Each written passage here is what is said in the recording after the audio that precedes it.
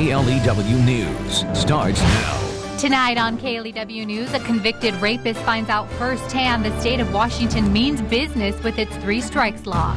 And water from local streams and rivers is receding. Hear from those affected by the flooding. And I'm KLEW Chief Weather Forecaster Keith Havens. We had some sunshine today. Turned out to be pretty nice, but now some rain showers are in the forecast. KLEW News starts right now. A Clarkston man was sentenced to life without the possibility of parole today after he raped a Clarkston woman in May of 2010. Good evening, I'm Meg McNamara. And I'm Ron Morosco. 40-year-old Robert Martinez Jr. appeared in Asotin County Superior Court today for his final sentencing after his conviction on January 26th. Jurors found Martinez guilty of second-degree rape, fourth-degree assault, and unlawful imprisonment. He also has a lengthy criminal history, which includes 8 felony convictions dating back to 1993. He's been in and out of prison for years now, and he hasn't got the lesson. The 3-strike rule is all we have left. Mr. Martinez doesn't get the message, and there's every reason to believe that he wouldn't get the message now. He hasn't. I want to say I'm truly sorry. From the bottom of my heart. Martinez was arrested in Los Angeles in November of 2010 after a nationwide arrest warrant was issued. Under Washington's 3 strikes law, he's been sentenced to life without parole for second-degree rape, 364 days for fourth-degree assault, and 5 years for unlawful imprisonment. Martinez is now required to register as a sex offender in the state of Washington. A final pre-trial hearing has been set for a Lewiston man who denied he violated his probation by allegedly beating a woman. 32-year-old Jared Merrick was placed on a 7-year probation on July 28, 2011. In 2010, Merrick was charged with 2 felony counts of possession of a controlled substance with intent to deliver, 1 felony count of possession of a controlled substance, and 1 felony count of unlawful possession of a firearm. According to court documents, he physically battered a woman with a child in the car on March 15th. Merrick will appear in 2nd District Court for the hearing on May 8th. Although the Palouse area has seen some heavy rainfall during the past couple days, the area seems to be slowly recovering. The local creeks and rivers remain high and are heavy with water moving fast downstream. However, neighborhoods which were previously blanketed in water are looking more suitable and all roads are now open. We're sort of used to it, to be honest with you. Let's see, we've had it in 95, 96, 2001, 2007, 9. Twice last year, so we're set up for it. Well, we had to move our car first thing in the morning when we saw it was rising fast, parked down the street, and got the sandbags and sandbagged our crawl space and our garage door. And it came up to front and back of our house, but it didn't go in. Moscow Mayor Nancy Cheney says costs for flooding are budgeted each year and there's been no economic impact as of yet. The city is offering free sandbags to anyone who needs them. The Lewiston City Council named Jamie Shropshire as the permanent city attorney at their council meeting last night. They voted 6-0 to appoint the former Nez Perce County prosecutor to the post.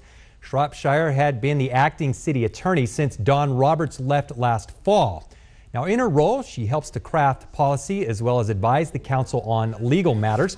The city has posted a job vacancy to fill Shropshire's former position of assistant city attorney. Washington Governor Christine Gregoire and 6 other governors have sent a letter to leadership in Congress asking for an extension of the state and local sales tax deduction. Washington is one of 7 states without a state income tax.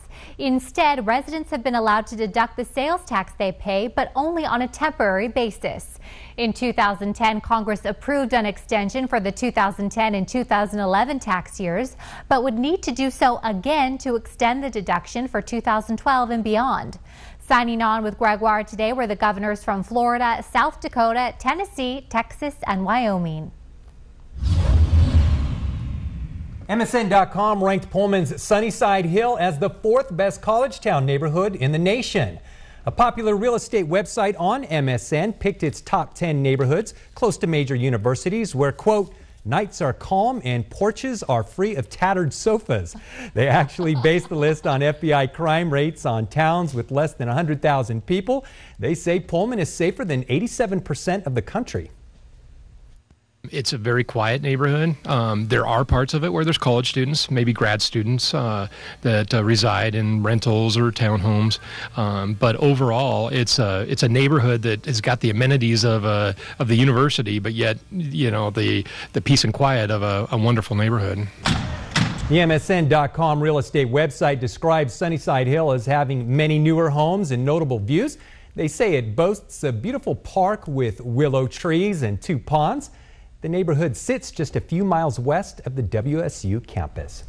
It's such a gorgeous view, huh? Oh, definitely. Pullman is such a cool place, and Sunnyside neighborhood looks awesome. And speaking of Sunnyside, that's what we saw today as far as the weather. That is, Ron, but I don't think that's what we're going to see tomorrow. But here's Keith Havens to tell me if I'm right. Well, good evening, Megan. Ron, right now it's 50 degrees at the Lewiston Nez Perce County Airport, and the wind's still kicking around 8 miles per hour. Now, as Megan, Ron, we're talking about, we did see some sunshine today. It was quite nice, but now things are changing tonight here in the LC Valley. We're looking at partly cloudy skies with mostly cloudy tomorrow and a good shot at rain. We should see a couple of scattered showers later tonight, too.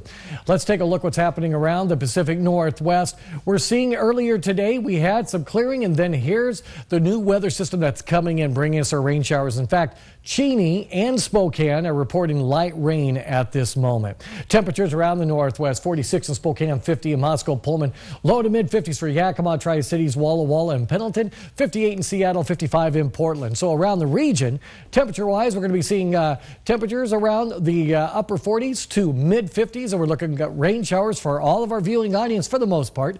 Some heavy, some scattered showers. We'll take another look coming up in a few minutes. Meg, Ron? Thank you, Keith. Idaho teachers may see a reversal of fortune. A House bill may nullify proposed pay cuts. And an explosion rocks the noted Idaho company today. A Boise fire chief tells us where in the plant they're focusing their investigation. You're watching KLEW News live at 11.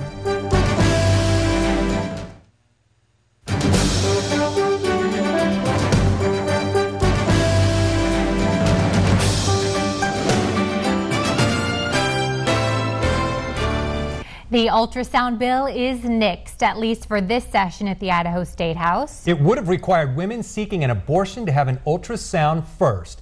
Scott Logan from our sister station KBOI has more from Boise. The bill easily passed the Senate but failed to even get a committee hearing in the House. With the legislative clock running out, sponsors of the ultrasound bill decided to regroup. We have decided to pull Senate Bill 1387 to work on concerns with plans to bring it back next year. As demonstrations in support of and against the controversial bill mounted this tense election year, House leaders say their biggest concern was the mandate that women have an ultrasound before getting an abortion. The mandate was the heart and soul of the bill, and supporters stick by the requirement. Was that a mistake? No, it's not a mistake. Absolutely not a mistake. Rather, they say the bill fell victim to public misconceptions. Well, there is the misconception that this bill mandates the type of ultrasound that has to be done, and it does not mandate the type of ultrasound. That is something that is left up to the woman to choose between her and her doctor, so the choice is hers to make. Another misconception from members of the public that I got was that this bill would have required and mandated the doctor to report this information to the state, and that wasn't true.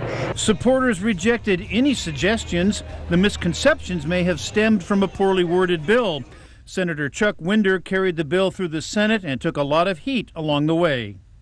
From my standpoint, I'm a little disappointed that the House didn't give it a hearing and maybe amend it, send it back to us, but that was the choice that was made. It's doubtful emotions and passions on both sides of this issue will change much in the coming summer and fall, but one dynamic will be different when lawmakers meet next session.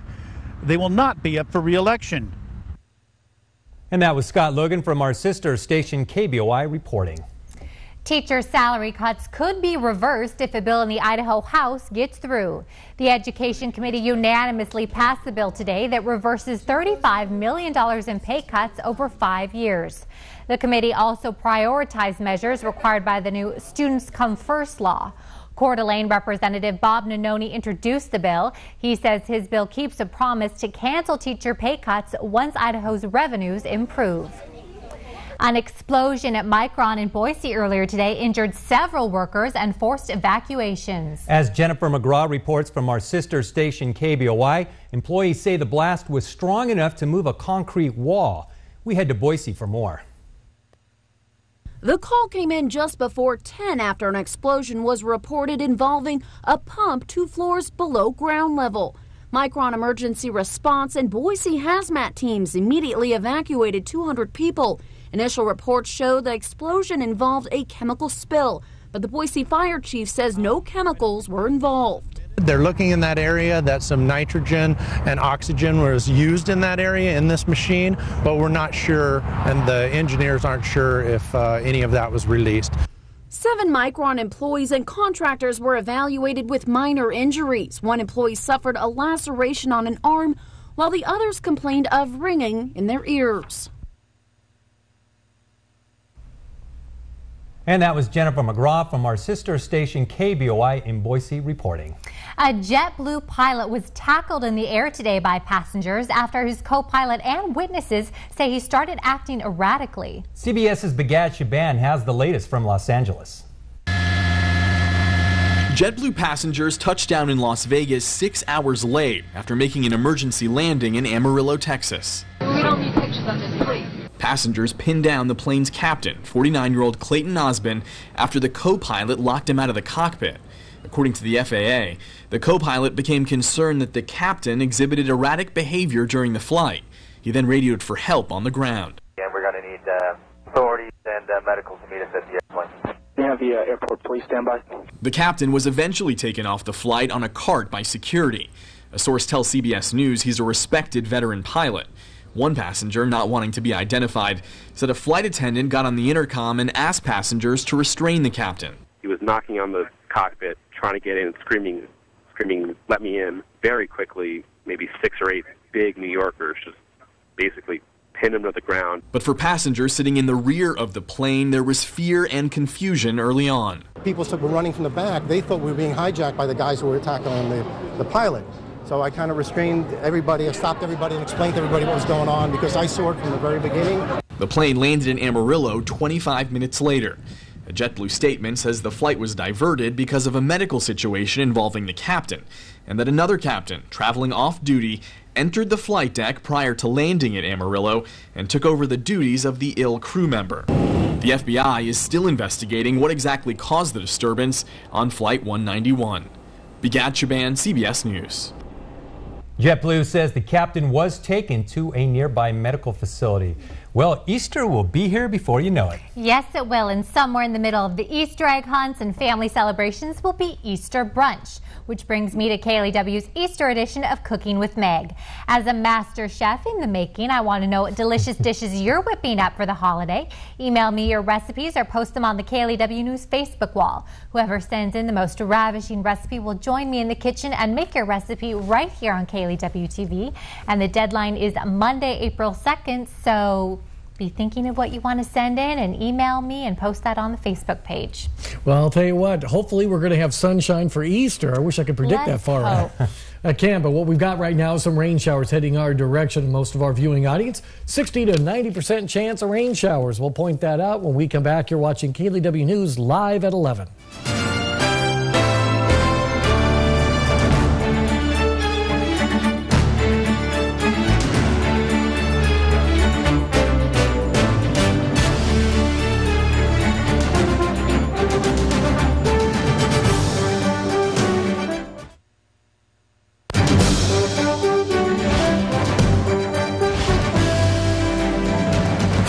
Welcome back, everybody. Keith, we had a little bit of spring today, and it's slipping away from us. I tell you what, I was driving to work, and I saw so many people on the golf course. It was incredible trying to get that sunshine in. And Tell you what, things are going to be changing here as this next weather system is moving in. In fact, it's right over the top of the LC Valley on our satellite and radar, but we're not seeing any moisture out of it quite yet. Let's go to our weather shot to start off.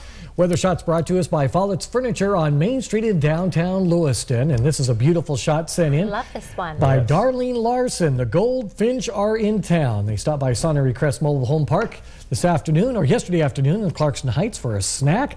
Lovely blue sky and bright yellow male finches make a joyful spring day. I couldn't write that any better. No, make it a Why didn't they postcard. stop by my house? I don't know.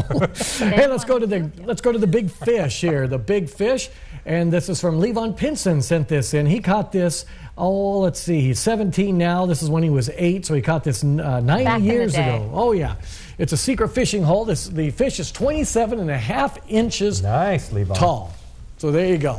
And if you've got a great fish picture like that or a weather shot like I just showed you there, send it to me at KeithH@KLEWTV.com, and I look at all of them. Don't think that if I don't use yours, don't think I didn't see it there. We get inundated sometimes. But thank you for sending them in. I greatly appreciate it. Okay, off to the airport. Lewiston-Nez Perce County Airport's got us at 50 degrees and winds around the southeast about 8 miles per hour. It's going to be kind of variable there. Let's show you how warm it got in the LC Valley for our almanac. 59 degrees, 1 degree above our average high, 58 with 73 being our record high. Set back in 1986. We woke up to 44 this morning. 38 is our average low, 21 the record low, and that was set back in 1975. Now for the river flow for Snake River coming out of Hells Canyon Dam, we're looking at the minimum and maximum of 32,000 cubic feet per second.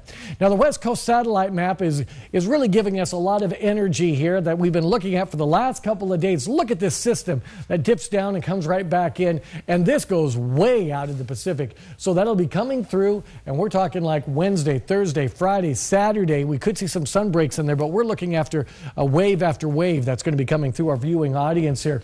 Earlier today, there was that clearing that took place, and right now what we're looking at, all of this is sitting right smack dab over the top of us. As I said earlier, Cheney and Spokane, you're reporting light rain in some areas there.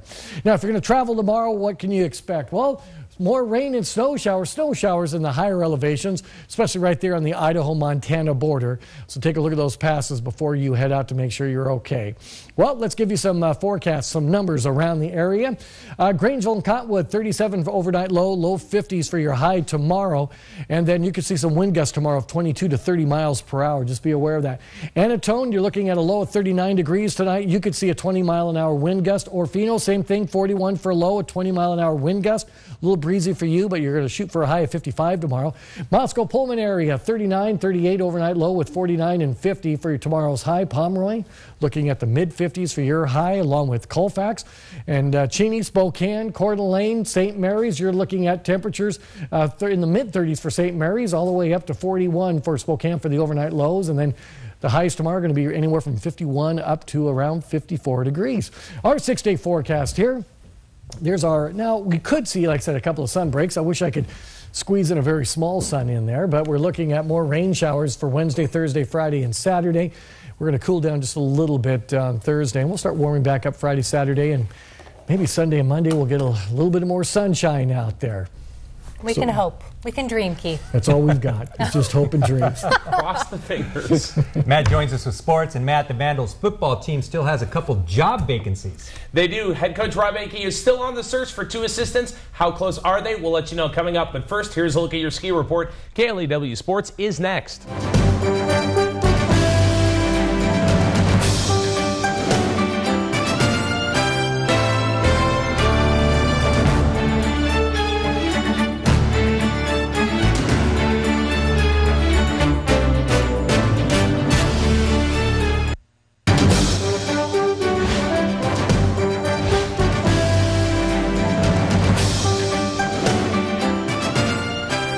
Well, depth charts are not the only thing that the University of Idaho football team has to fill out before the start of next season. They still have 2 coaches to hire as well. As the Vandals continue to roll through spring practices, they're still without a wide receivers coach and a running backs coach. Now, according to head coach Rob Akey, it's not a matter of who he's going to hire, but when he can hire them. I know who both those guys are going to be. I've got to wait till the situation comes about that I can name them. And so one soon and one is going to be a while. But I know who those guys are, and I just have to do it the right way. The Vandals will hit the practice field on Thursday before their first scrimmage of the spring session, that is, on Saturday. The NAIA released its postseason basketball top 25 poll, and the Lady Warriors finished the year in the number 12 spot. LCSC has a total of 181 points to finish in the same spot as they did in the final regular season poll. The Warriors finished their season with an overall record of 29 wins to only 5 losses. Oklahoma City, who won their 6th national title, took the top spot with a total of 281 points, and Lubbock Christian, who ended LCSC season, finished 3rd in the rankings with 263 points. While it was the final basketball season rankings, the NAIA's first baseball rankings were released today. In the first regular season edition of the 2012 Coaches Top 25 poll, the Warriors came in at 15th. LCSC, who had a preseason ranking of 11th, has a 21-8 overall record and lead the West Division with a mark of 11-4. The College of Idaho, who have a 22-9 record and are ranked 22nd, was the only other NAIA West team ranked in the poll, though British Columbia did receive some votes. In just a matter of hours, just like 5 of them to be exact, the Seattle Mariners will open the 2012 Major League Baseball season against the Oakland A's in the Tokyo Dome in Japan. This will mark the first time in 11 years Ichiro has played a regular season game in his home country, and, well, some of his teammates are getting quite caught up in the fanfare. Roughly 150 fans flocked to a Tokyo sports cafe to get autographs from Mariners Michael Saunders and Minoru Kawasaki. It was one of the fans, however, who stole the largest share of the spotlight with an uncanny resemblance to Ichiro. Kenta Imamuro, who goes by the nickname Nichiro, said he was thrilled to be part of this historic event. His resemblance is so spot on that even Michael Saunders couldn't help but crack a joke. I never thought I'd see the day where he'd want my autograph, that's for sure. The Mariners and A's will actually play just after 3 o'clock this morning, but the game will be played back tomorrow night at 7:10 on Root Sports. Well, Magic Johnson is back in the game, only it's baseball, not basketball.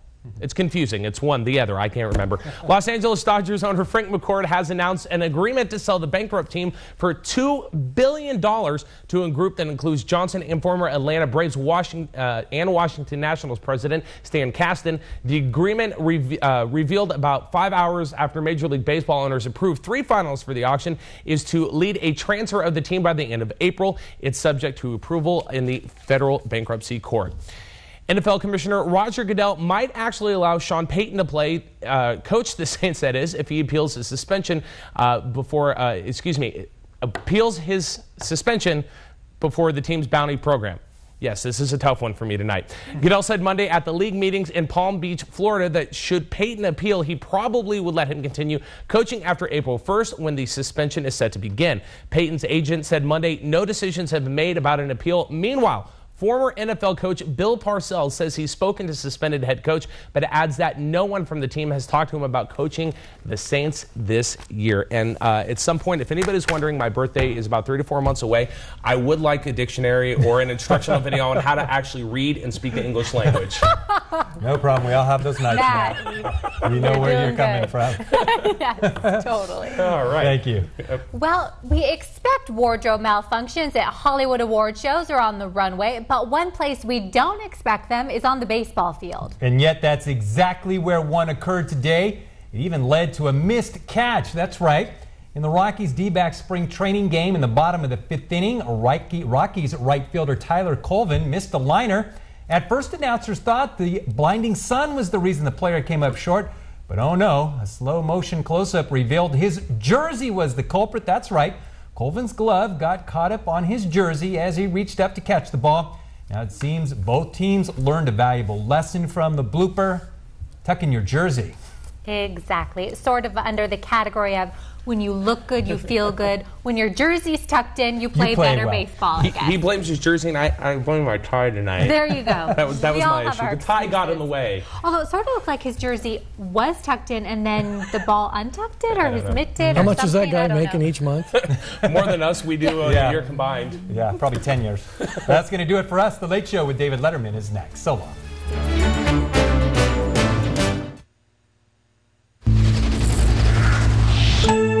Fisher Communications.